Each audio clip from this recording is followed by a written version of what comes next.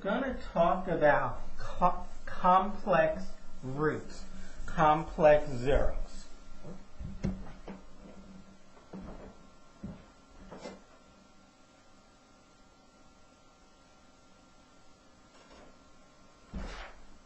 Now, to convince you that complex roots come in pairs and even irrational roots come in pairs, look at the quadratic formula. It's negative b plus or minus the square root. I don't even care what's there. And we divide it by some number, 2a. Well, if what's underneath the square root sign is positive, you have a number, negative b, like 7 or negative 9 or 19, plus or minus the square root of a positive number which you don't know the square root of. And then you divide it by some number. Okay? So you will get, this is for irrational roots. Irrational. You'll get negative b over a number plus or minus the square root of a positive number, a positive number divided by some number. Well, this is just some number. Now, if you have the square root of a positive number, say 7, and you divide it by 3, let's see, 3 is the square root of 9, so now you have the square root of 7 ninths.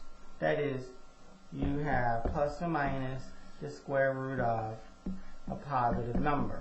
But you still don't know the square root of it. You still don't know the square root of it. Okay? You still don't know the square root of it.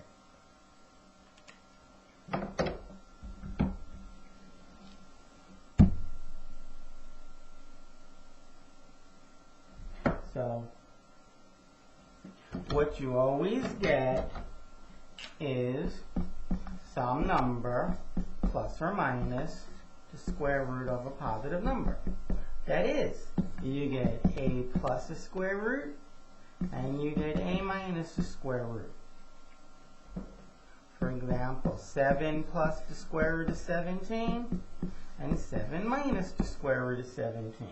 They come in pairs. They come in a pair. Now, the irrationals came in a pair. What if you have complex zeros?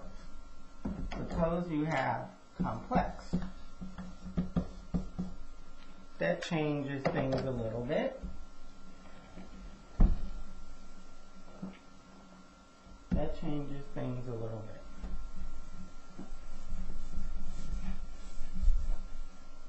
For example, you no longer have a positive number underneath the square root. This is a negative number over 2 times a, which is a number. So now you get negative b over 2a plus or minus. You get the square root of the number over 2a times I. Now, whether you know the square root of that number or not doesn't matter. You still get a number times I. I'm not even saying you're getting a square root. Here, you get a number plus or minus another number times I. That is, you get a plus bi and you get a minus bi. They come in pairs. If one zero is 7 plus 4i, then another 0 must be 7 minus 4i. Complex zeros come in pairs. The complex zeros come in pairs. The rational zeros come in pairs. This is providing one thing. The coefficients are real numbers. That is a number in front of x cubed and x squared and x's and the constant. 7, negative 2/3, square root of 17, 11 over 9. If you have a complex root, you have two of them. They come in pairs. When wouldn't they necessarily? Well, if one of their coefficients was a complex number, like 3 plus 7i x cubed minus 11 over 9 plus 2i. Okay, those coefficients are not real numbers. They're complex numbers. But if they're real numbers, complex zeros will come in pairs, conjugate pairs.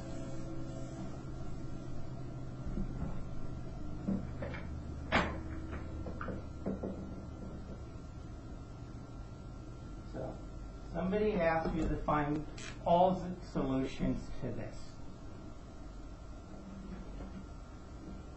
X squared plus 16 equals 0. Find all solutions.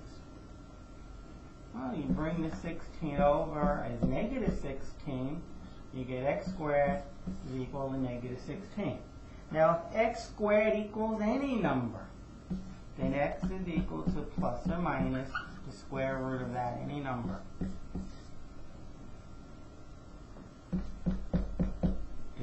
Now, the square root of negative 16 is negative I times the square root of 16, which is negative I times 4, because we know the square root of 16, or negative 4i.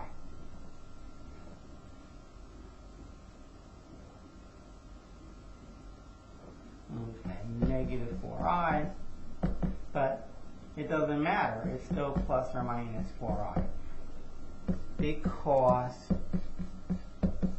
this represents two numbers, one with the plus, plus negative 4i, which is negative 4i, and one with the minus, negative 4i, which is plus 4i. So it means plus or minus 4i anyways. Those are the two zeros. And you can check it, 4i squared plus 16. Well, this is 16i squared plus 16, but I squared is negative 1, so it's negative 16 plus 16, and believe it or not, you finally do get 0. And if you plug in negative 4i, you'd also get 16i squared plus 16, and ultimately you get 0.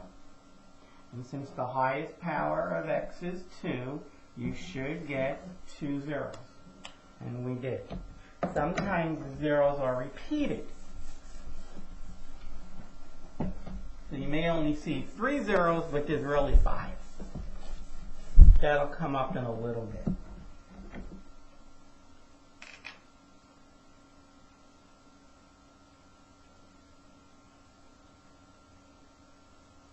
How about you have 3x squared minus 4x plus 2 equals 0. Find all solutions of this equation. Since it's quadratic and it doesn't look so easy, we try the quadratic formula. That's A, that's B, and that's C. So x is negative b, which is 4, plus or minus b squared, negative 4 squared is 16, minus 4 times a times c, all over twice a.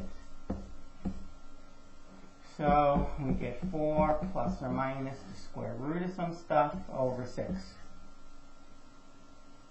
This is 24. So you get 16 minus 24, which is negative 8. So you get negative 8. Okay, so what we have is 4 plus or minus. Now, the square root of negative 8, well, the minus comes out as I. But the square root of 8 itself can be broken up now. The square root of 8 is the square root of 4 times the square root of 2. square root of 4 is 2. I times 2 is 2I times square root of 2. So it's 2I square root of 2 over 6. And now we can factor out a 2 from the top. And we get 2 plus I square root of 2 over 6. And 2 goes into 6 3 times. So you have 2 plus or minus I square root of 2 over 3. And those are your two imaginary zeros. They occur in pairs. 2 plus I square root of 2 over 3 and 2 minus I square root of 2 all over 3.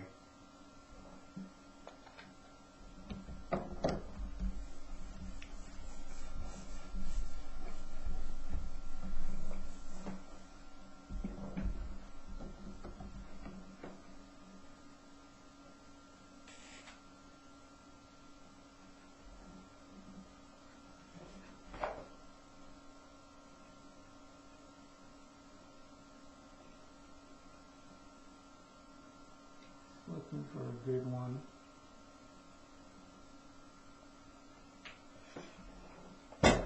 Suppose you had x cubed plus 8 equals 0.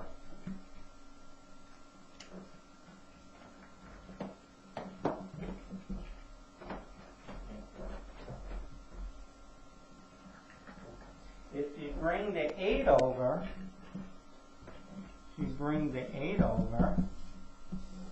you'll have x cubed is negative 8, and you should know that negative 2 cubed is negative 8. So all I know is I found a 0. That doesn't mean it's the only 0. In fact, I know it isn't. There are 3 zeros.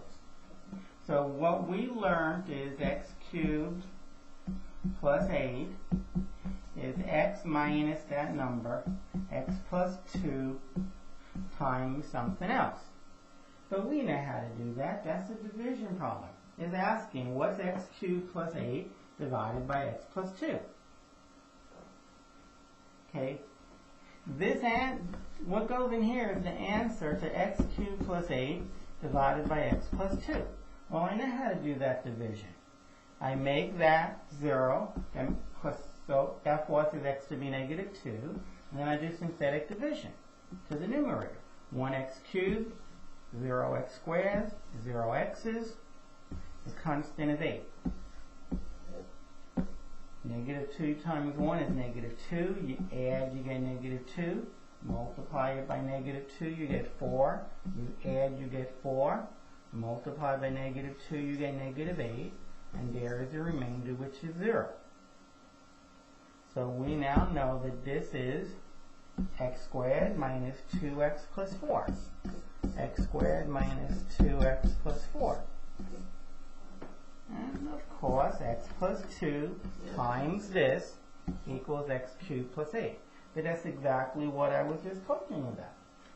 So we now know it's x squared minus 2x plus 4. You have to see that knowing what goes into the second set of brackets, what goes in here, comes from doing a division problem. X cubed plus 8 divided by x plus 2 is this. Okay, now we have to know how to factor that. Because the problem said find all zeros. This tells us that negative 2 is a 0. We need to look at their x squared minus 2x plus 4. But since that's a quadratic equation, I can find the zeros of that. Yeah, x squared minus 2x plus 4, 1x squared. Well, that's A in the quadratic formula, and negative 2 is B, and the constant is C. We know that x is negative b, which is 2, plus or minus the square root of b squared. Negative 2 squared is 4, minus 4 times a is 1 times c is 4, all divided by 2 times a, where a is 1. So we get 2 plus or minus, that multiplies out to 16. 4 minus 16 is negative 12 over 2. Just come up here. The minus sign can come out as I, and 12, we'll think of 12 as square root of 4 times square root of 3 over 2. Well, of course, that's 2. So we can factor out a 2. 1 plus or minus I square root of 3. We pulled out the 2. I square root of 3 over 2. Of course, that cancels. And we get the other 2 zeros. That's a 0, and negative 2 is a 0. So the answer is x is equal to negative 2, and x is equal to either of those two numbers. So we did find 3 zeros.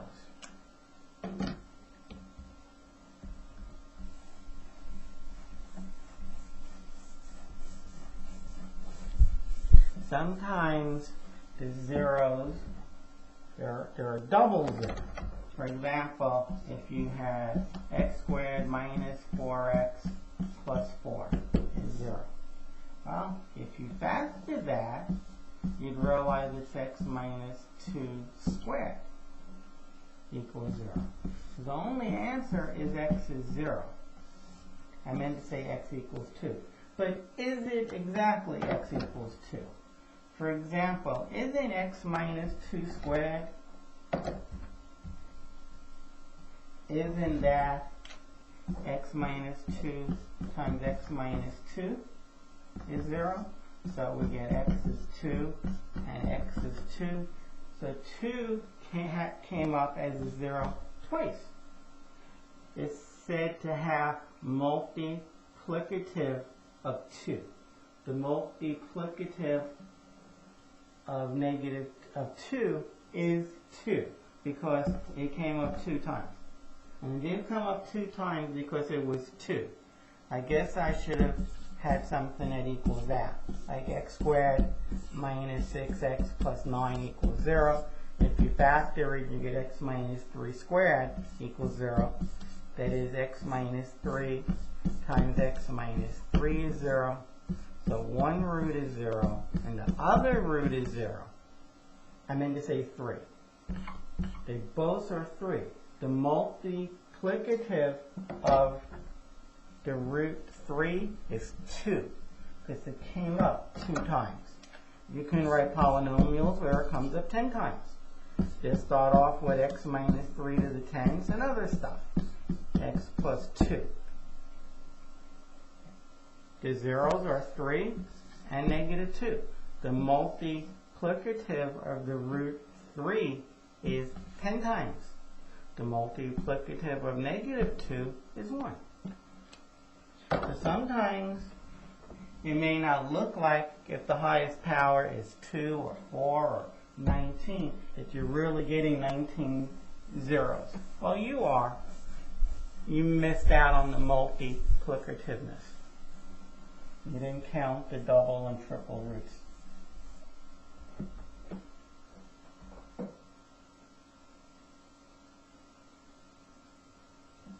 So, suppose you're asked to find a polynomial of degree 3 with 2 roots being 3 and I. First thing I'd realize is one of the roots is imaginary. I is 0 plus 1i. So then it's complex conjugate. They come in complex pairs, complex conjugate pairs. The other one will be 0 minus 1i, which is negative 1i, or if you prefer, negative I. So we have 2 zeros there. And we have 3. So the zeros are x equals I, x equals negative I, and x equals 3. So the polynomial will be x minus the first 0, or the second or the third order, doesn't matter, times x minus the second 0, which will become plus I, and the third one will be x minus 3.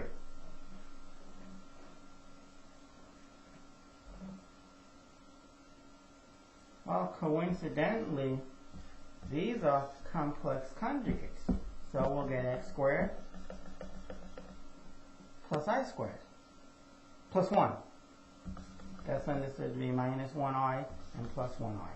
So we'll get x squared plus 1 times x minus 3. Before it was out, you get x cubed minus 3x squared plus 1x minus 3. This here is a polynomial that has, now when we say a polynomial, we mean where the coefficients are real numbers.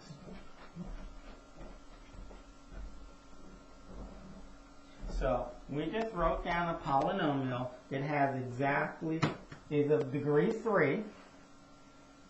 It is of degree 3, and the zeros are, 2 of the zeros are I and 3. And the other one is negative I. Now, this was not unique. I could have multiplied by 8. I could have multiplied by 8. So then, we get 8 times that answer. We would get 8x cubed minus 24x squared plus 8x minus 24. Or we could have multiplied by negative 8 or 7 or the square root of 19. That is, there's an infinite number of correct answers. But they'll all be multiples of what we got. X cubed minus 3x squared plus x minus 3.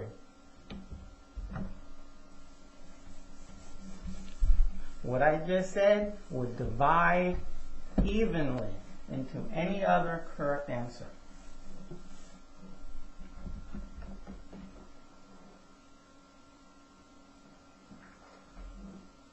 Okay, what if I said same game? Degree is 3, some zeros are 4, and 3 plus 2i. Find the polynomial of degree 3 where 4 is a 0 and 2 plus 3i is also a 0. First thing you have to realize is that the zeros are 3. I meant to say 4. I'll change that in a moment. 3 plus 2i is 1 0. And 3 minus 2i must be another 0. And they told us one more. They told us 4. In fact, they only told us 4 and 3 plus 2i. But we figured out 3 minus 2i on our own. So, one polynomial can be x minus this number, which is 4, times x minus 3 plus 2i, times x minus 3 minus 2i. Now, the best way to do this is as follows.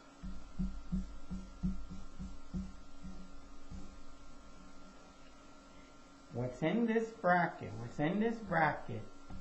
is x minus 3, x, I took away 3, and now I have to take away 2i. And what's in the next bracket is x, I have to take away 3, so I have x take away 3, and I have to take away negative 2i, which is plus 2i. If you think of the x minus 3 as one object, then you have complex conjugates. You have a minus bi, and you have the same a plus bi, the same b. So what you get is routine. You get a squared plus b squared plus 2 squared.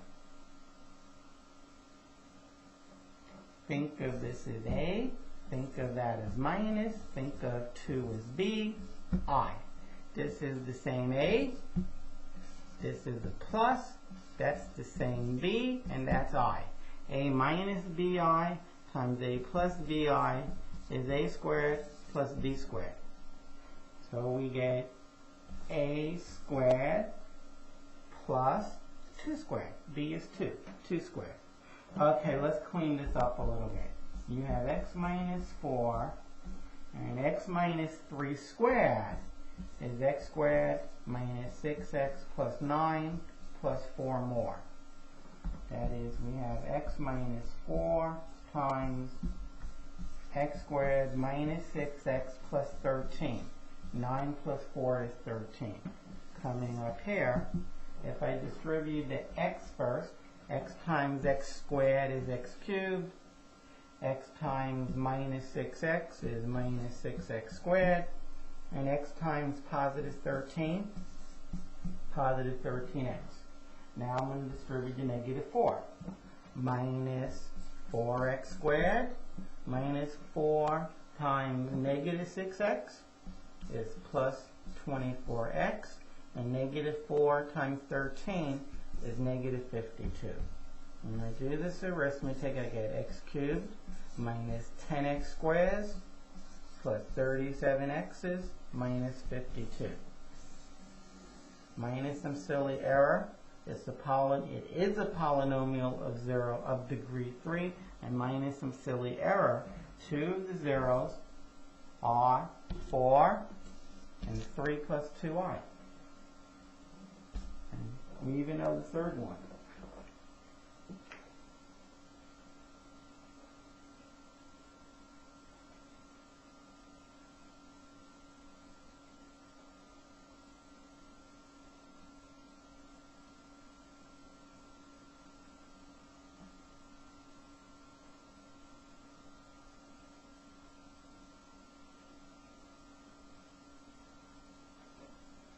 Okay, so suppose you have this problem.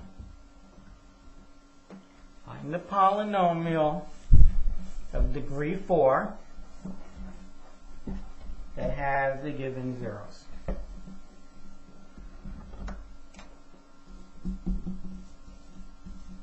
Find a polynomial of degree 4 with zeros 1, 1 plus I,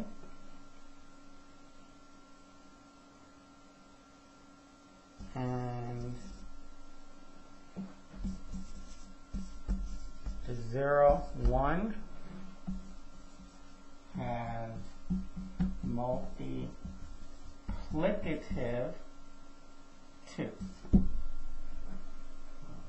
So polynomial is straightforward. What are the zeros? Well, we have 1 and we have 1 plus I. But the instant you have 1 plus I, you have 1 minus I. And they told us the multiplicative of 1 is 2. That is, 1 came up 2 times. You want to put the ones next to one another? Fine. Doesn't matter. So we know the polynomial is x minus that number 1 2 times. Took care of both of those all at once. Times x minus this number 1 plus I times x minus this number 1 minus I.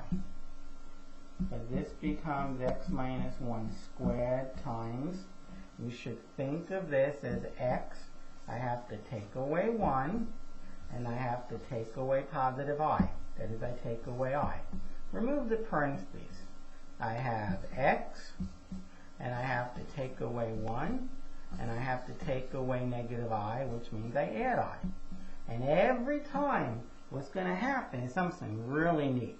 You can bracket the first two, and then you have complex conjugates. You have the same real part. One's minus, and the other is plus, and you have an understood number of i's. You have one i. One i. That is b is the same. You have a minus bi, a plus bi. That's a squared plus b squared. That is, you have x minus 1 squared times a squared plus 1 squared. Now, who knows? Maybe what you'd like to do, since x minus 1 came up a second time, you can say x minus 1 times x minus 1 is x minus 1 to the 4th plus, that's plus, x minus 1 squared times 1 squared is x minus 1 squared. And if you know Pascal's triangle, and a pre-calc student should, you know that x minus 1 to the 4th, oh, I have to see this though.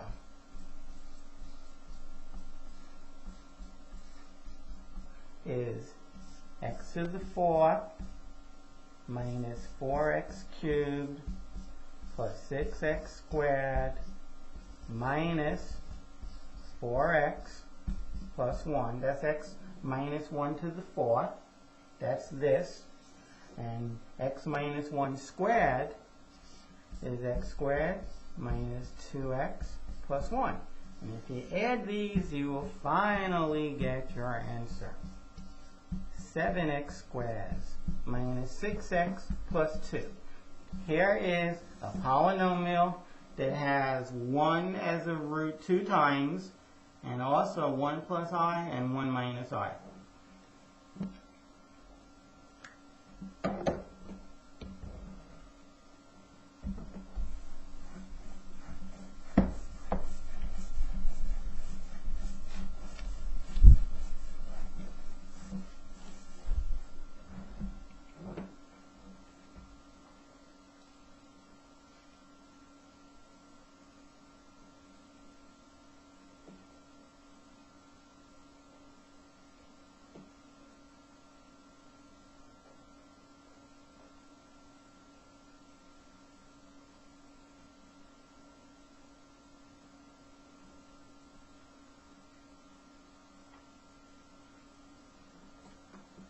What I'd like to do now is the following.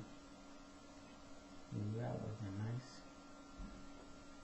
Let's write this down.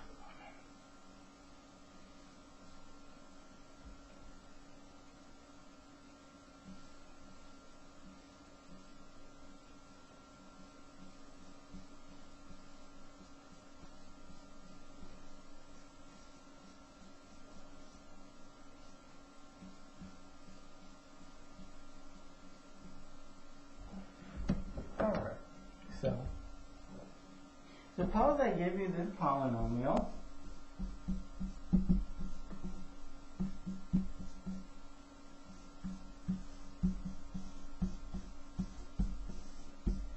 Suppose I give you this polynomial, and I tell you that the roots are 1, it's multiplicative is 2, 1 plus I, and 1 minus I.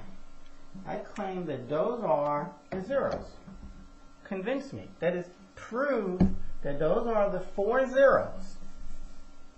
Well, what you can do is as follows. Well, we know 1 is a 0. 1x to the 4th minus 4x cubed, 7x squares, negative 6x's, constant is 2. Well, multiplying by 1, which is in front, is easy. 1 plus 0 is 1. This number just goes up. You add, you get negative 3, negative 3.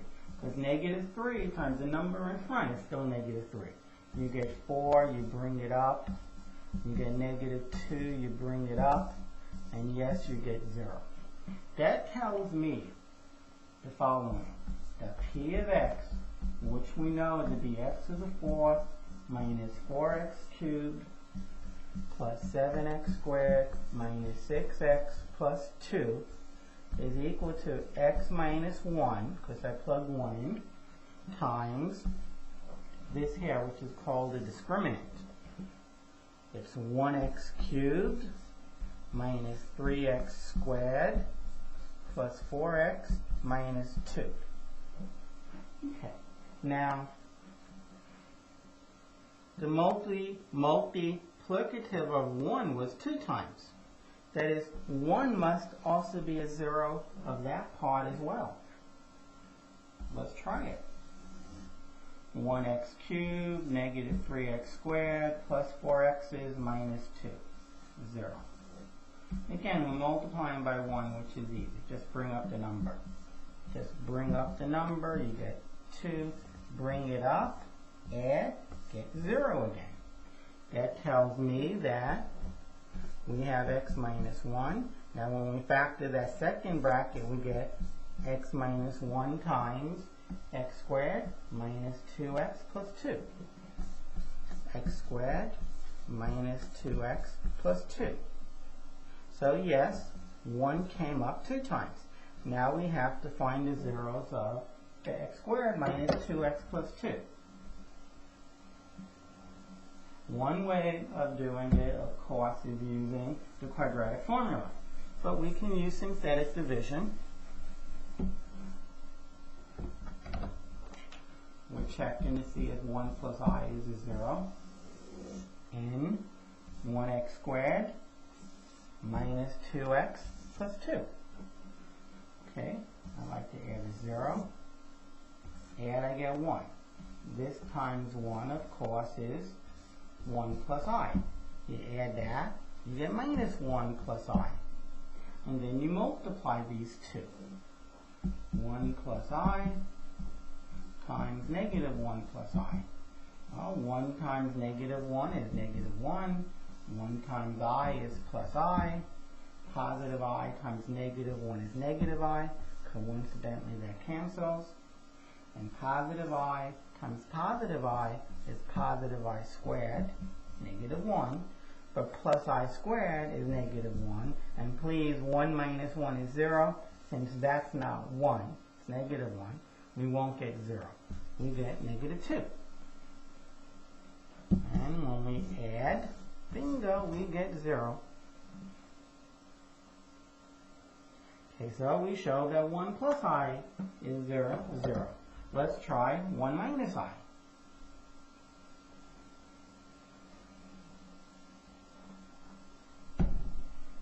Let's try 1 minus I.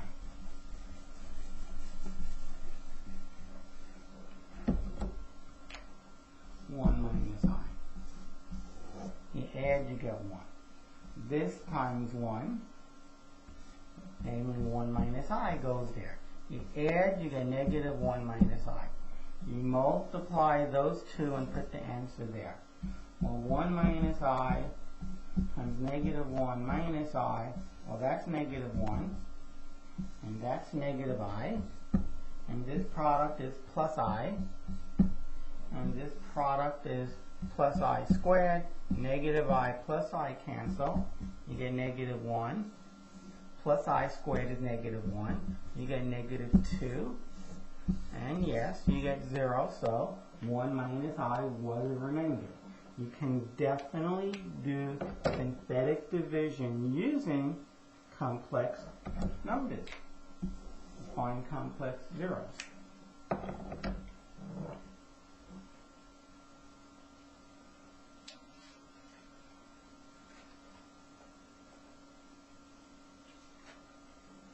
The next thing I'm going to talk about is to list the possible types of zeros. Positive zeros, negative zeros, complex zeros. So write down a polynomial, and we will put down all the possible cases in this table right up here. We have positive zeros, negative zeros, and complex zeros. And suppose you're given the following polynomial. P of x is x to the 4 plus 6x cubed minus 12x squared minus 3x plus 4. Okay. To find the number, let's make this plus. To find the number of positive zeros, I'm going to make one more change, please. To find the number of possible positive zeros, real positive zeros, we look at sign changes in P of x. Remember, if there's no sign in the very front, it's positive. Positive to positive, no change. Positive to positive, no change. Positive to positive, no change. Positive to negative, one change. There's one change. There's no way about it. There's one positive zero. There's one positive zero. How many negatives can there be? Let's look at P of negative x. Negative x to the 4th is x to the 4th. Odd powers, they have a sign change. Even powers do not have a sign change. It stays positive. Odd powers of x, powers understood to be 1. It has a sign change. Minus 4 doesn't change. Understood to be positive. There's 1 change, 2 changes, 3 changes, 4 changes. It's either 4, 2, or 0. I need to come up with 3 cases. No matter what, positive zeros are 1. But negative zeros are either 4, 2, or 0. Now, the total number of zeros must be 4. Must be 4. Okay? And there's only 3 types of zeros. Well, we broke up the zeros into 3 distinct categories. Either your positive zeros, if either you're real or you're complex. If you're real, either you're positive or negative, otherwise you're complex. Well, let's look at the last row. You can have 1 positive zero and 0 complex zeros. 0 negative zeros. 0 negative zeros. That means you must have 3 complex zeros. This cannot happen because okay, I see a little error. This cannot happen because the complex zeros cannot be odd. They come in pairs. Let's look at the very bottom line again, please. Not the one I'm erasing. P of negative x. Let's see how many sign changes we really have. From positive to negative, well, that's 1. Negative to positive is another 1. Positive to negative is another 1. The negative to negative is not. There were only 3, sorry. There are only 3. So 3 or 1. It can only be 3 or 1. There are 3 sign changes, so there can be 3 negative zeros, or you can decrease it by 2. 1 negative zero. So, a couple of things happen. There is no third column, the third row. Along with there being exactly 1 positive zero, there can be 3 negative zeros or 1 negative zero. Now maybe some of these cases can't even happen. 1 plus 3 is 4 already. So you can have no complex zeros. That's okay. 1 plus 1 is 2, and 2 more make 4, and it's an even number. Those are the 2 scenarios. Reading left to right. You can have 1 positive zero and 3 negative zeros and no complex, Or you can have one positive, one negative, and two complexes. The complex numbers must be odd. If you work it out and you get something like 2, 1, well, that's 3 already, so one more. That one you say no, it can't even be, because complex zeros happen in pairs. So this can never happen. So you would eliminate that possibility. And that finishes complex numbers.